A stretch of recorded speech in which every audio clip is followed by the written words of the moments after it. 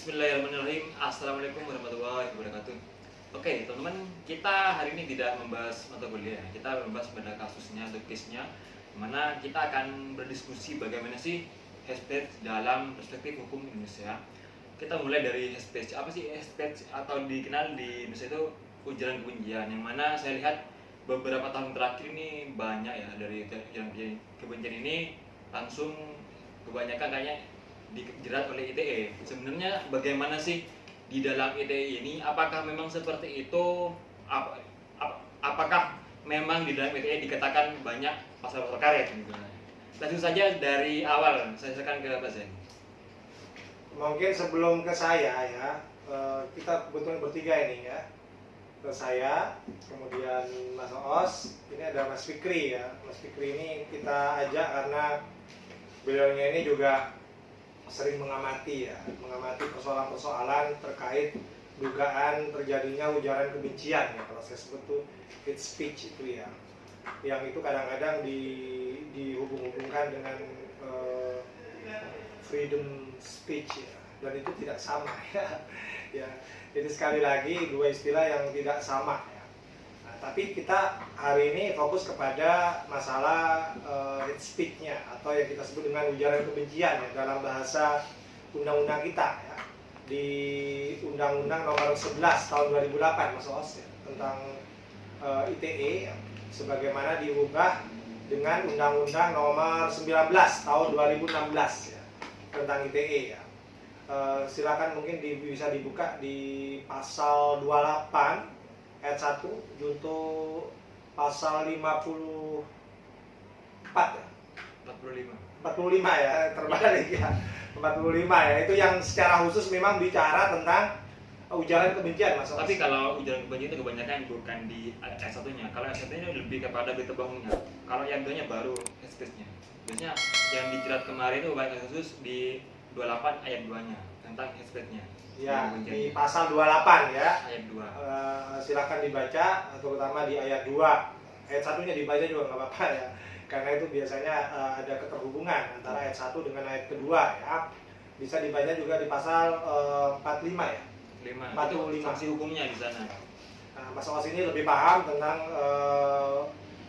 itu karena beliaunya ini sekarang di program S2 mengambil konsentrasi hukum pidana ya. Tapi kita saling berdiskusi ya, walaupun saya bidang keilmuannya basicnya adalah perdata, tapi kita sering juga mendiskusikan hukum yang sifatnya publik ya, termasuk hukum pidana ini ya. Nah, baiklah, tadi sudah disebutkan, jadi bisa kita buka ya, karena biasanya orang itu bertanya dasar hukumnya, itu bisa dibuka di Undang-Undang ITE ya, terutama di pasal 28 dan juga junto pasal 45. Di sana dijelaskan bahwa setiap orang dengan sengaja dan tanpa hak menyebarkan informasi dengan tujuan menyebarkan rasa kebencian ya, kemudian dan permusuhan ya, sehingga menyebabkan antar individu atau kelompok tertentu ya, mengakibatkan saling benci ya, saling bermusuhan ya, berdasarkan sara. Sara itu apa? Sara itu apa Mas Fikri ya? Jadi berdasarkan sara, suku, agama, ras dan ya. Jadi itu agama dan ras ya, sara ya. Nah, ini praktisi pengamat komunikasi lebih paham gitu ya. Saya cuma tahu dari perspektif hukumnya saja ya. Nah, itu pengertian dari ujaran kebencian. Jadi harus terpenuhi unsur-unsurnya itu Mas Oos. Jadi setiap orang dengan sengaja dan tanpa hak ya, saya pelan-pelan kan ya supaya paham ya. Dengan tujuan menyebarkan informasi ya, dengan tujuan ya, menimbulkan rasa kebencian dan permusuhan pribadi atau kelompok tertentu berdasarkan sara. Itu definisinya seperti itu. Nah, Kita juga bisa baca Mas Awas di Surat Edaran Polri. Surat Edaran Polri kalau nggak salah itu nomor 6 ya, tahun 2015, mohon dikoreksi ya kalau nggak keliru ya.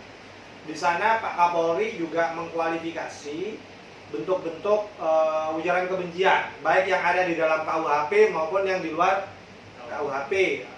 Misalnya kalau di dalam KUHP itu ada tindak pidana penghinaan, ya, kemudian penistaan, pencemaran nama baik, ya, itu masuk kualifikasi ujaran kebencian, termasuk juga yang kemarin dipermasalahkan oleh MK, pasal 335 Mas Sos ya, tentang perbuatan tidak menyenangkan, ya, itu dihapus sama Mahkamah Konstitusi. Itu termasuk yang dikualifikasi sebagai bentuk dari ujaran kebencian Mas Sos. Ya.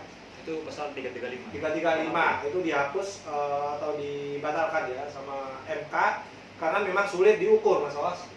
Ya, bila mana perbuatan dapat dikatakan sebagai perbuatan tidak menyenangkan, ya kan? Itu kan nanti bisa ditafsirkan beragam sesuai dengan individunya, kepentingannya dan sebagainya ya. Makanya itu kemudian dihapus ya. Itu mungkin mengawali diskusi kita Mas Awas ya, sekedar pemanasan ya. Jadi yang kita baca tentang pengertian dari tindak pidana ujaran kebencian itu diatur di pasal-pasal itu Mas Awas. Nah, memang dalam praktek pasal ini dianggap pasal karet karena sering ditarik-tarik untuk menjerat berbagai kasus ya. Tapi saya kira kita objektif saja Mas Awas karena kita perbincangannya ini akademik Mas Awas ya. Artinya perbuatan mana yang secara objektif, terutama yang memenuhi unsur-unsur itu, baik unsur subjektifnya maupun unsur objektifnya. Kita gunakan pasal 28 dan junto pasal 45 itu untuk memahami ya, bila mana sebuah perbuatan dapat dikatakan sebagai ujaran kebencian kalau memenuhi unsur subjektif dan unsur objektif dalam pasal 28 dan juga pasal 45 Undang-Undang ITE. Nah, kalau misalnya tidak memenuhi unsur itu, saya kira tidak perlu ditarik-tarik seperti karet gitu ya. Nah, apalagi sekedar ingin memenuhi ya, kepentingan-kepentingan tertentu. Saya kira itu tidak baik untuk penegakan hukum kita. Saya kira itu pemanasannya. Mungkin ada yang mau disampaikan dari praktisi mungkin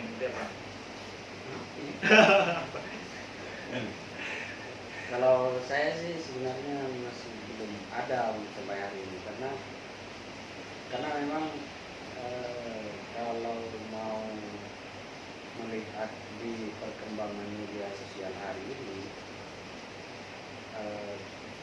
kita kan pernah buat konten masalah terkait teaching order, finding disorder, gitu kan. Ini niatnya mengatur kan tetapi malah menemukan ketidakteraturan gitu. Jadi bagi saya hate speech kenapa kemudian banyak dilaporkan dan bagi beberapa orang terdapat banyak peristiwa ujaran kebencian karena memang ini asal mulanya ya dari salah satunya dari perkembangan media sosial itu. Jadi makanya kemudian media sosial hari ini sangat bebas gitu. Sekalipun ada undang-undang ITE ini. Jadi bagi saya persoalan apakah itu sudah memenuhi unsur atau tidak, akan tetapi kalau sudah ada niatan atau yang ditulis atau yang diucapkan dalam video itu memiliki niatan atau berdampak membuat kegaduhan atau kebencian antara satu individu dengan individu yang lain atau antara kelompok dengan kelompok lain, bagi saya itu bagian dari hate speech gitu kan. Bagi saya sih seperti itu. Nah, terkait masalah unsur-unsur yang lain yang perlu dipenuhi,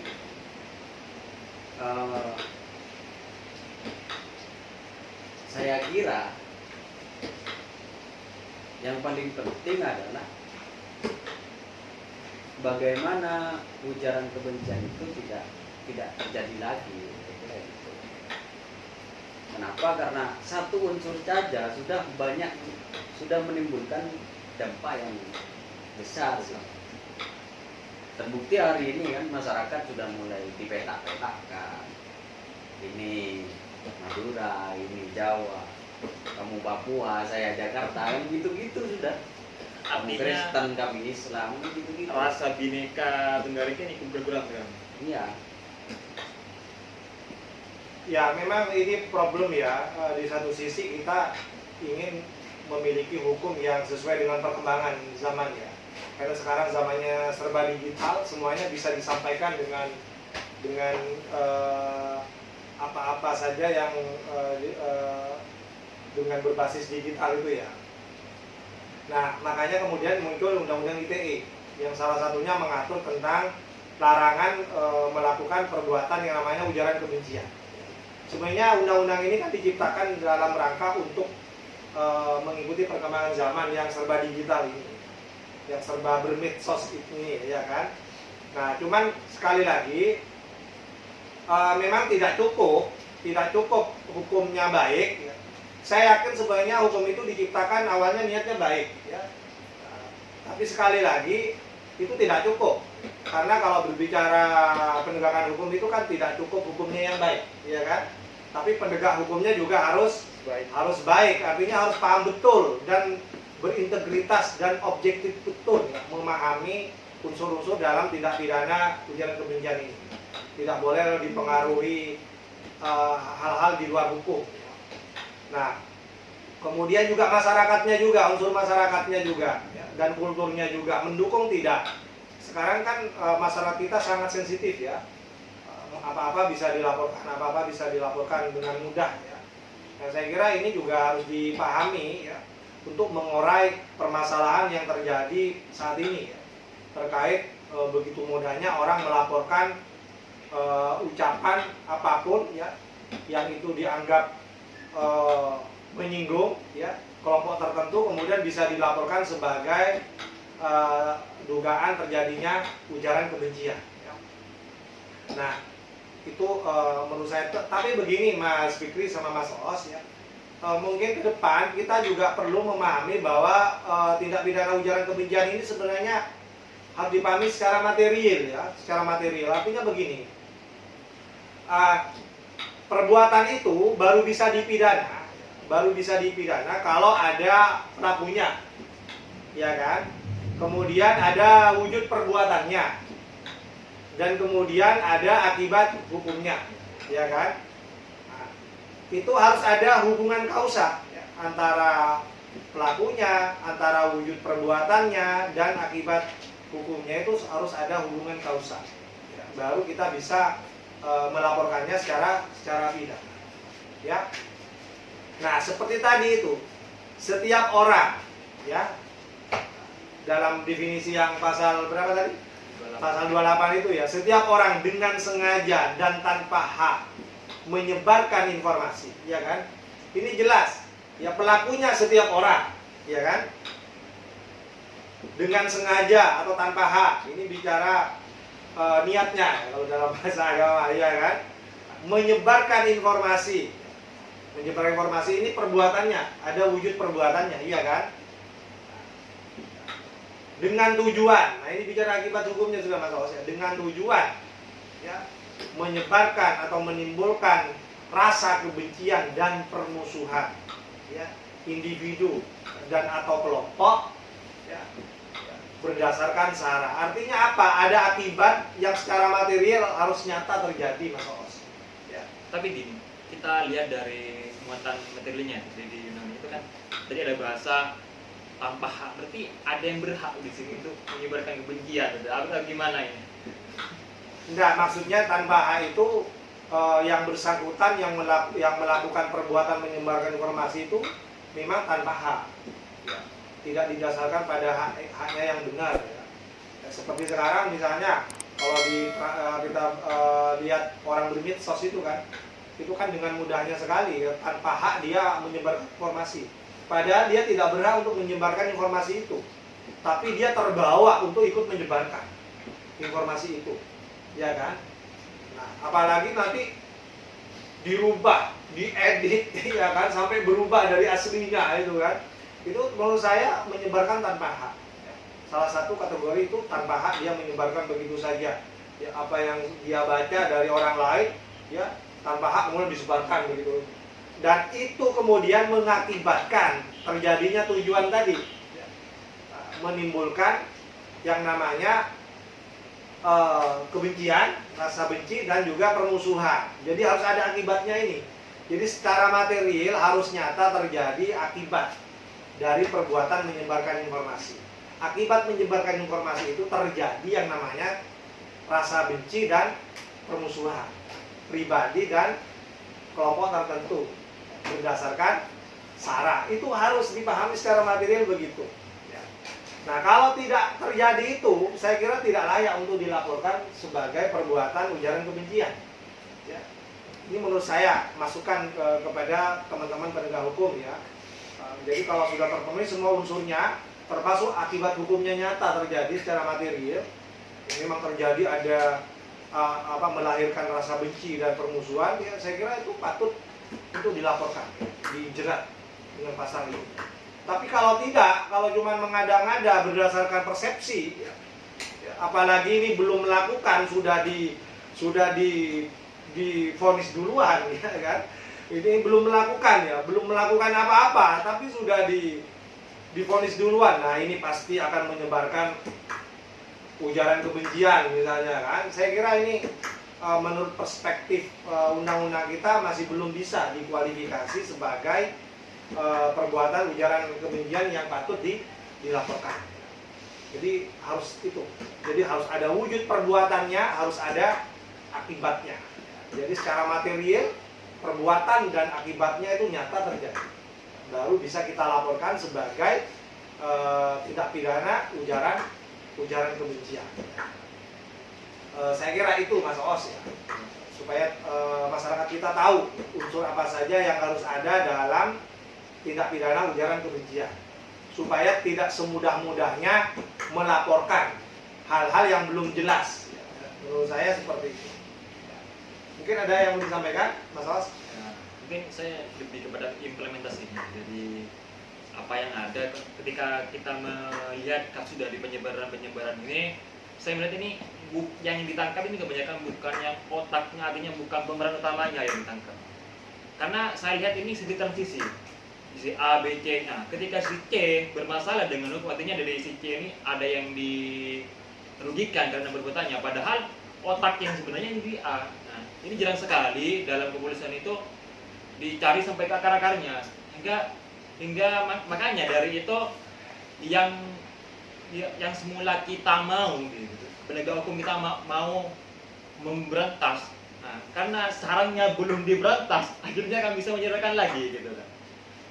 Makanya ini perlu kayaknya kita dalam memberantas ini harus ada mau dalam penegak hukum itu harus menangkap kesan serangnya, artinya yang menjadi otaknya gitu. Pertama kali yang menyebarkan harus ada gitu, saya gitu. Iya, makanya saya setuju dengan penggunaan pengertian ujaran kebencian berdasarkan surat edaran Polri, surat edaran Kapolri ya, nomor 6 tahun 2015 ya. Ternyata di sana diakui ya, bentuk-bentuk ujaran kebencian itu juga mestinya bisa menggunakan pasal-pasal dalam KUHP. Tidak hanya yang di luar KUHP seperti Undang-Undang ITE. Ya.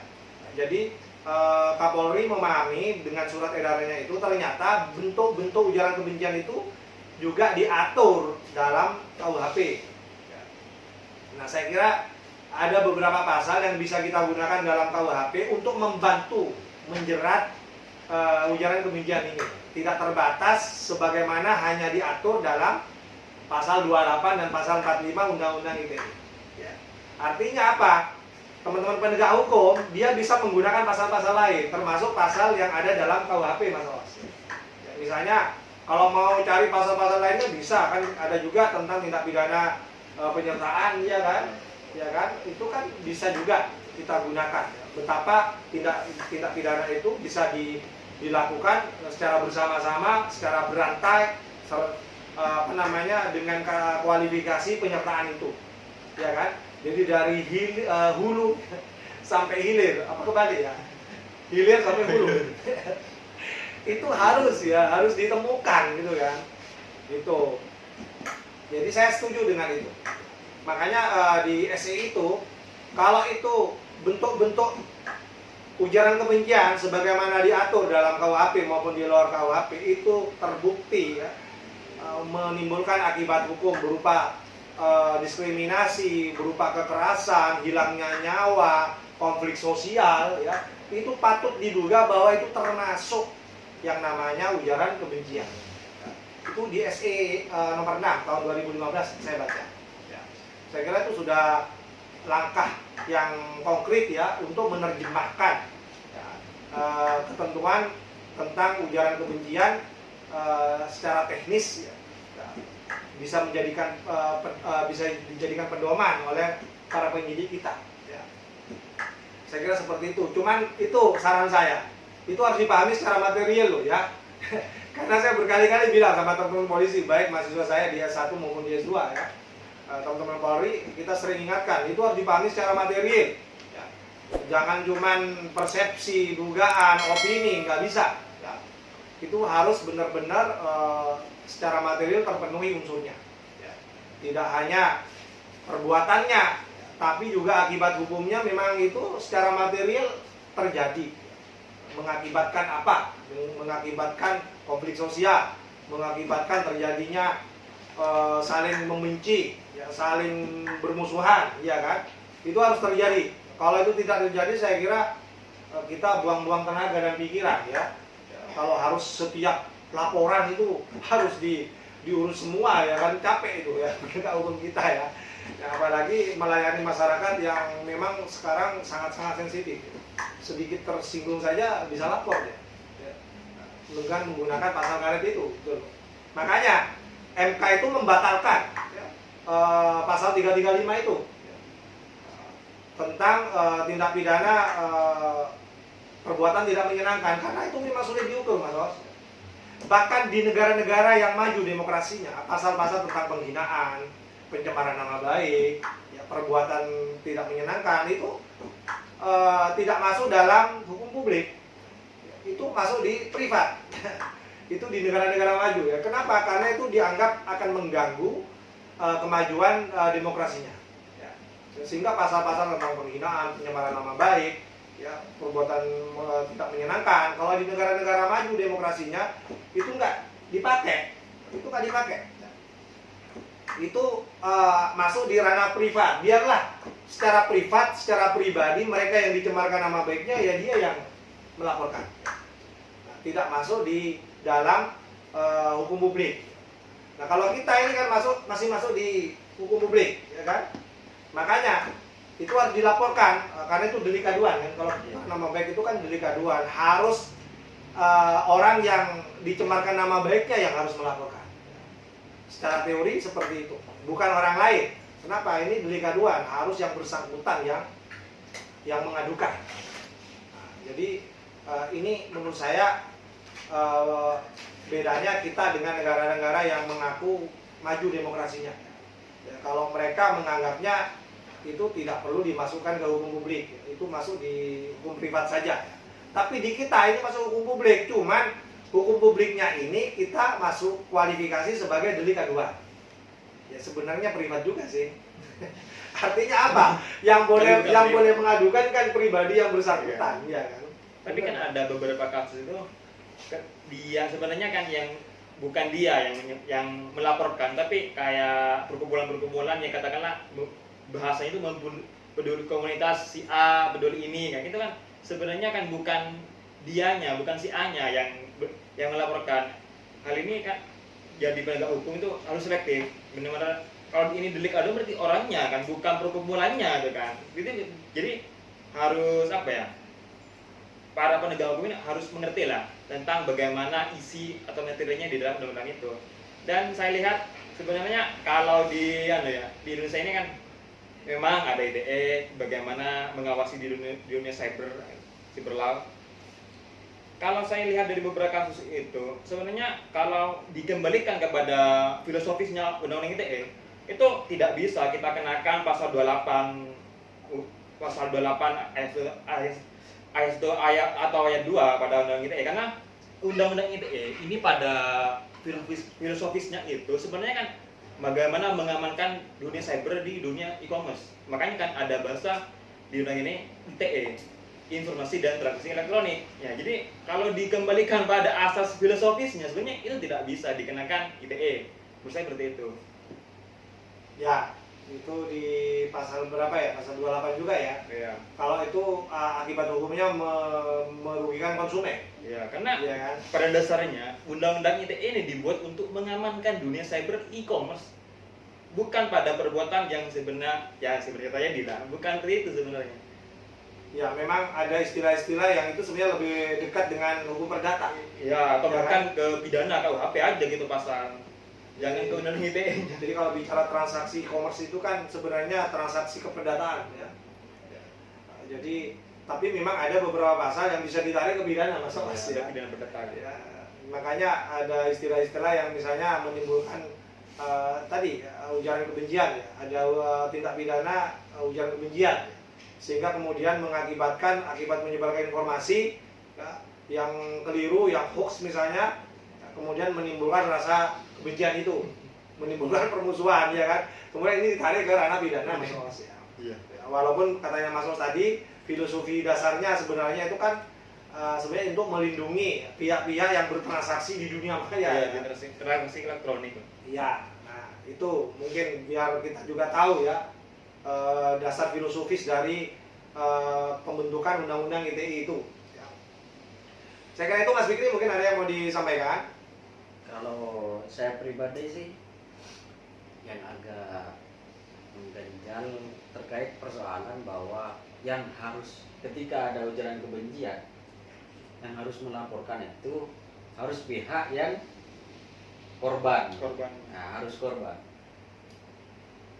Kalau hari ini bagi saya itu kita lebih luas lagi itu penglihatannya. Contoh misalkan ada salah satu kasus seseorang yang menyebut ODGJ, benar ya?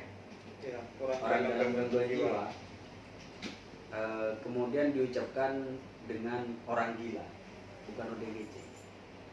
Nah, hari ini korbannya adalah yang ODGJ, akan tetapi yang melaporkan bahwa disomasi pada saat itu, disomasi pihak ketiga, orang lain. Kenapa? Karena adanya ketidakmampuan orang tersebut untuk melaporkan bahwa dia posisinya sebagai korban pada saat itu.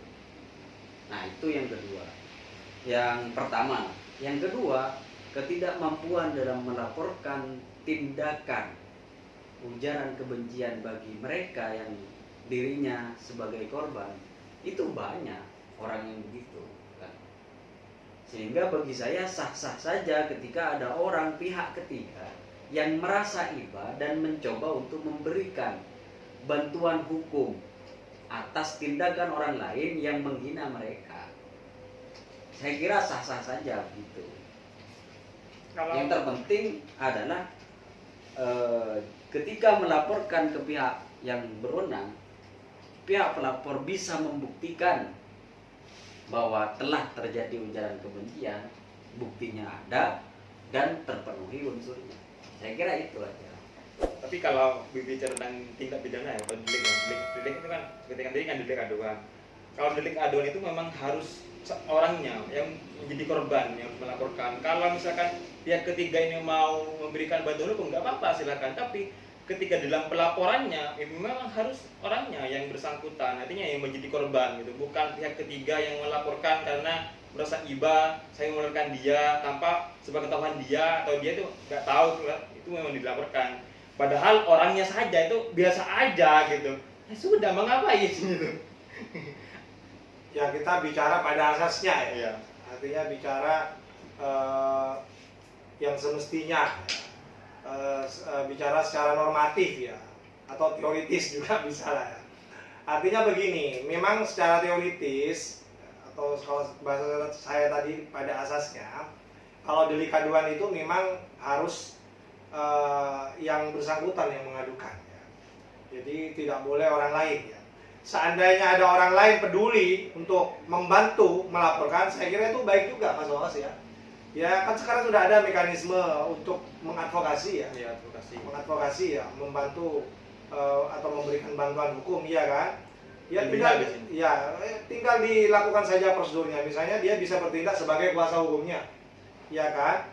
Membentuk tim ya, untuk melakukan pembelaan terhadap orang yang diduga dicemarkan nama baiknya. Ya. Tapi sekali lagi kita bicara pada asasnya memang harus yang bersangkutan yang mengadukan. Kalau ini delik aduan, misalnya pencemaran nama baik, iya kan? Nah, itu harus yang merasa namanya dicemarkan yang mengadukan. Ya. Jadi seperti itu. Nah, tapi apa yang disampaikan Mas Fikri ini memang fenomena kekinian ya, artinya banyak orang yang melaporkan ya, padahal bukan persoalan dirinya, ya, tapi ikut melaporkan gitu ya. Padahal kalau ditanya kepada yang bersangkutan, dia fine aja, dia merasa tidak terganggu dengan itu, ya. Bahkan dia merasa tidak tercemarkan nama baiknya ya. Tapi ada orang lain yang peduli dengan dirinya ya. Kalau itu disetujui, artinya diiyakan, ya kan tinggal dia bersama-sama melaporkan kan gitu ya. Itu saya kira saran kami ya, supaya antara apa yang sudah ditentukan dalam hukum kita itu nyambung ya dengan apa yang dilakukan oleh teman-teman yang rajin membantu mengadvokasi, ya kan? Mereka-mereka yang dirugikan akibat dugaan ujaran kebencian ya. Saya kira itu. Kemudian saran saya yang terakhir ya, kemarin ada yang bertanya juga kepada saya tentang orang-orang yang mohon maaf ya, yang diduga selalu melakukan ujaran kebencian ya. Ya. Jadi kemana-mana itu dibuntuti, dicurigai, dihalangi gitu kan, untuk menyampaikan apa yang dia sampaikan ya. Saya kira itu kurang baik juga menurut saya ya, kurang baik. Artinya begini, tidak ada satupun hukum di negeri ini melarang orang untuk berpendapat atau menyampaikan, selama itu dilakukan sesuai dengan ketentuan undang-undang. Saya kira itu semua orang boleh. Saya mau datang ke Malang, mau berbicara di Malang, mau memberikan tausiah di Malang, mau orasi di Malang, itu dilindungi oleh undang-undang. Nah, kemudian kalau ada orang lain curiga dengan saya akan melakukan ujaran kebencian, ya saya kira harus dibuktikan dulu. Ya, saya pelakunya, perbuatan saya yang disebut melakukan ujaran kebencian itu apa, kemudian akibatnya apa? Akibat yang saya sampaikan terbukti tidak secara material, ya kan? Misalnya apa yang saya sampaikan itu ternyata menimbulkan rasa benci dan permusuhan ya. Saya kira kita bisa langsung diborgol. Saya siap langsung bisa diborgol gitu kan. Tapi itu menurut saya ya. Tapi sekali lagi saya menolak undang-undang ITE ini dianggap 100% kemudian mengganggu kebebasan orang berpendapat ya. Kalau kita benar-benar menegakkan secara objektif Mas Os, saya kira tidak juga ya. Tidak juga teman-teman polisi, saya kira banyak yang paham itu ya, pandai tentang itu ya. Ya tidak perlu diragukan lagi, mereka tidak akan sembarangan main tangkap, ya kan? Ya kalau tidak ada perbuatannya, tidak ada akibatnya, masa main tangkap gitu kan, langsung dijerat ujaran kebencian, tidak saya kira. Makanya lihat dulu dia bicara apa. Misalnya dia datang ke Sumeneb, lihat dulu apa perbuatannya. Apakah dia menyebarkan informasi ya, dengan sengaja tanpa hak, kemudian tujuannya itu menimbulkan rasa benci dan permusuhan berdasarkan SARA. Kalau itu semuanya terpenuhi, baru silakan ditangkap ya, atau diadukan, bukan ditangkap maksudnya, tapi dilaporkan ya. Mekanismenya dilaporkan, ya, tidak boleh main tangkap sembarangan ya. Nah, saya kira itu sekedar masukan ya, supaya kita tetap hidup rukun ya, satu sama lain ya. Saya kira itu. Jadi sekali lagi jawaban saya cukup dijawab di sini, ketimbang saya ditanya satu-satu sama teman-teman. Saya tidak bisa menjawabnya, saya jawab di video ini ya. Jadi sekali lagi, kita tidak bisa mempidana pikiran orang. Nah, perbuatannya belum dilakukan tapi kita sudah main hakim sendiri, ini pasti nih melakukan ujaran kebencian, itu nggak bisa begitu ya. Jadi sekali lagi kita harus taat asas ya. Lihat dulu dia itu jelas nggak pelakunya siapa, perbuatannya apa, ya kan, tujuannya apa, menimbulkan rasa kebencian dan permusuhan enggak, ya kan. Kalau itu terpenuhi, saya kira kita harus ramai-ramai untuk melaporkan kalau perlu. Saya kira itu jawaban saya terhadap sejumlah pertanyaan Mas Olas ya. Di beberapa sosial media saya tidak bisa jawab satu-satu, saya jawab di sini saja Mas Olas. Saya kira itu, mungkin ada yang disampaikan sebelum ditutup Mas Olas. Ya mungkin saya tanyakan ke Mas Fikri. Ini kan kalau kita anak muda kan ngumpul di kampus dari kantin, kita kayak lugas aja gitu berbicara anjay gitu, asu gitu kan biasa, ya kan. Dari fenomena itu ada nggak kasus yang dari situ bisa dilaporkan? Saya sebenarnya ada kemarin persoalan kata anjay itu. Cuman saya tidak terlalu membaca informasi itu, hanya memang itu rame. Nah, apakah dia dilaporkan sebagai salah satu tindakan yang ujaran kebencian atau hanya sebatas disomasi untuk melakukan permintaan maaf gitu. Tapi saya kira terkait persoalan-persoalan kata-kata yang agak kasar itu, yang dianggap kasar, yang pertama adalah satu, bagi orang yang menyampaikan harus tahu kondisi.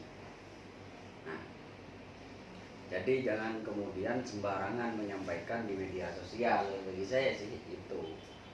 Yang kedua, kita sebagai konsumen konsumsi informasi yang memiliki atau berisi perkataan-perkataan kasar itu, ya jangan mudah sensitif gitu, jangan mudah sakit hati, ya itu saja.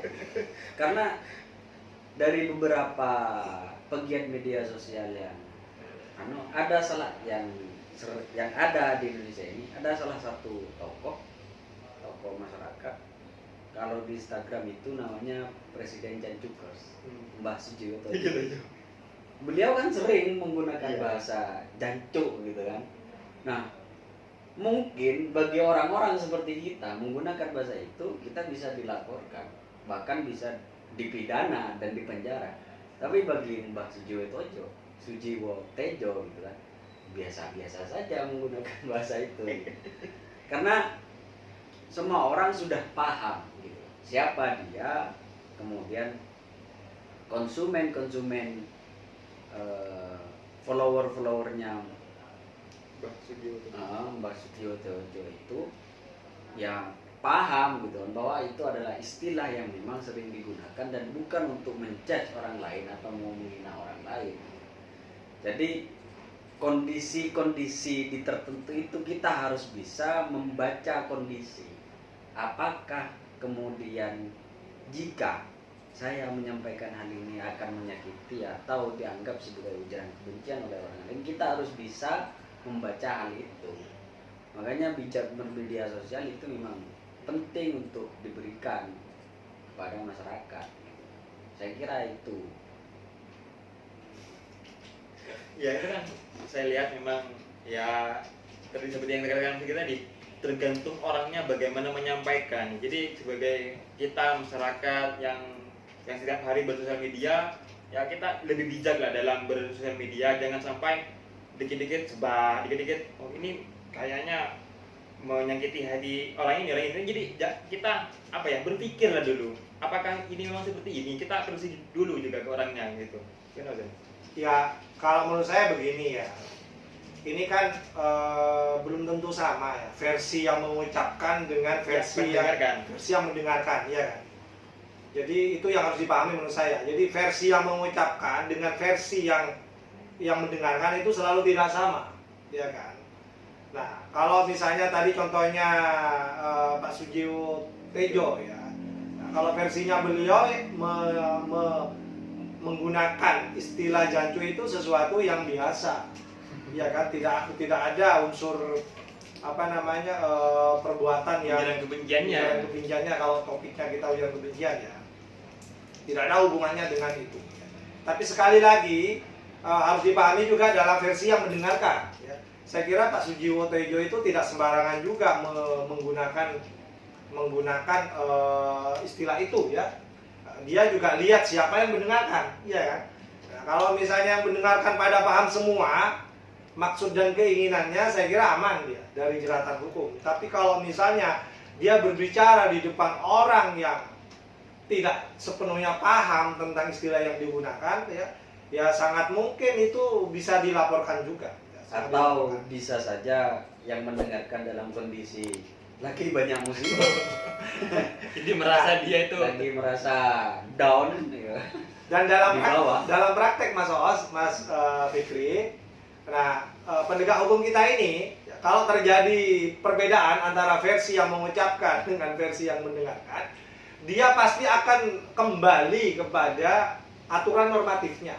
Ya. Dia akan membacakan, membunyikan kembali pasalnya. Ya. Karena dia tidak mungkin berpihak kepada yang mengucapkan atau berpihak kepada yang mendengarkan. Pasti akan kembali kepada kitab aslinya, kepada bunyi pasalnya itu, apakah terpenuhi unsur pidananya atau tidak, gitu kan? Jadi seperti itu ya. Pengalaman saya berdiskusi dengan teman-teman penegak hukum itu, ya mereka kalau terjadi perbedaan seperti itu pasti mereka akan lebih setia ya mendengarkan bunyi pasalnya gitu ya, daripada mendengarkan bunyi-bunyi yang lain dari berbagai versi itu gitu kan. Nah, itu juga tidak bisa disalahkan Mas Os ya. Penegak hukum kita tidak bisa disalahkan kalau misalnya mengambil sikap menerima laporan berdasarkan bunyi pasalnya ya. Tidak hanya berdasarkan bunyi versi A atau versi B ya. Saya kira itu sudah tepat tuh, menurut saya ya. Tinggal nanti bagaimana pembuktiannya, itu aja kan di pengadilan ya. Apakah yang benar adalah versinya pengucapnya atau versi yang mendengarkannya tadi ya. Saya kira itu ya, kalau berbicara antara hukum yang seharusnya dengan yang senyatanya begitu ya. Jadi itu menurut saya. tapi kadang apa yang seharusnya kita inginkan itu tidak sesuai dengan senyatanya. Ya, memang dunia ini sering mengecewakan. Jadi biasakan saja. Jangan terlalu bawa perasaan. Iya, jangan terlalu bawa perasaan, biasakan saja. Makanya berbahagialah kita. Kalau kita ini di kampus kan sudah biasa ya. Artinya mendiskusikan hal-hal yang tadi dibilang sangat sensitif ya. Setiap orang dengan semudah-mudahnya melaporkan ya, karena satu istilah yang digunakan orang lain menyinggung dirinya ya. Tapi kalau kita di sini sudah biasa ya. Sudah biasa. Katanya Mas Fikri tadi ya, kita ini sudah terbiasa dengan mendengarkan apa-apa yang diduga banyak orang itu mengandung ya, unsur ujaran kebencian ya. Kalau kita memahaminya objektif saja, walaupun itu berat ya. Jadi berpikir objektif itu berat memang ya. Tapi kita akan lakukan karena ini dunia akademik Mas Os ya. Kita harus berpikir seobjektif mungkin, walaupun itu berat juga, walaupun kita ini akademisi ya. Tapi ini harus disampaikan Mas Os kepada teman-teman penegak hukum kita, kepada masyarakat ya. Supaya juga mau belajar untuk lebih objektif dan bijaksana begitu ya. Tidak semudah-mudahnya main lapor gitu ya. Saya kira itu ya, yang bisa kita berikan diskusinya pada sore hari ini untuk semua teman-teman yang sedang menonton di rumah masing-masing, karena kita masih belum bisa luring Mas Os. Kita masih daring ini ya. Saya kembalikan kepada Mas Os ya. Oke, terima kasih. Ya sebenarnya kan ketika kita berbicara akademisi ya, di dalam akademisi ini kan kita diberi kebebasan untuk bercakap-cakap menurut pikiran kita. Apa yang menjadi pikiran kita, radikal pikiran kita, silahkan, nggak apa-apa. Ada radikal dalam tanda kutip ya, jangan dikatakan negatif, ini bahaya ini. Ya kalau kita kan di kampus ya. Jadi di kampus itulah keistimewaannya, ada mimbar akademik ya, kebebasan berpikir ya kan, banyak sekali keutamaan-keutamaan. Kalau saya bilang ya, sebagai orang kampus oleh undang-undang diberikan beberapa keutamaan-keutamaan ya. Kita punya kebebasan akademik ya kan, otonom dengan keilmuan kita ya kan, itu keutamaan-keutamaan yang memang diberikan oleh undang-undang ya. Bahkan mohon maaf ya, untuk sekedar izin saja kalau kegiatan kampus nggak perlu izin ya. Mungkin kita perlu banyak nggak tahu ya, kalau nggak salah di pasal 10, pasal 10 Undang-Undang Nomor 9 tahun 98 ya, tentang kemerdekaan menyampaikan pendapat di depan umum. Ya, kalau yang lain pakai izin semua kecuali 2 ya, yang punya kebebasan kemerdekaan. Kegiatan di kampus itu nggak usah izin, kemudian kegiatan keagamaan di masjid, di gereja dan di pura dan lain-lain itu tidak perlu izin. Berbahagialah kita orang kampus ini ya, diberikan keistimewaan oleh undang-undang untuk mengembangkan ilmu pengetahuan dengan kebebasan berpikir, tapi bukan berarti sebebas-bebasnya ya.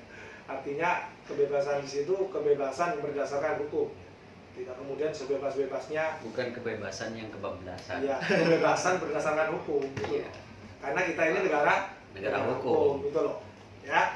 Oke, saya kira itu. Mas ya. Jadi Mas Fikri ada tambahan? Nggak ada, tutup bos. Tutup ya? Tutup. Tutup. Betul. Oke, terima kasih. Kita akhiri diskusi hari ini ya. Semoga bermanfaat dan saya rasa teman-teman insya Allah paham dan semoga dari apa yang kita sampaikan juga bermanfaat. Dan silakan kalau misalkan merequest, Kak, ada permasalahan ini, gimana sih diskusinya, bagaimana sih regulasinya, ya kan juga unik tuh kita bicarakan. Jadi terima kasih, kita tutup perjumpaan kita hari ini. Assalamualaikum warahmatullahi wabarakatuh.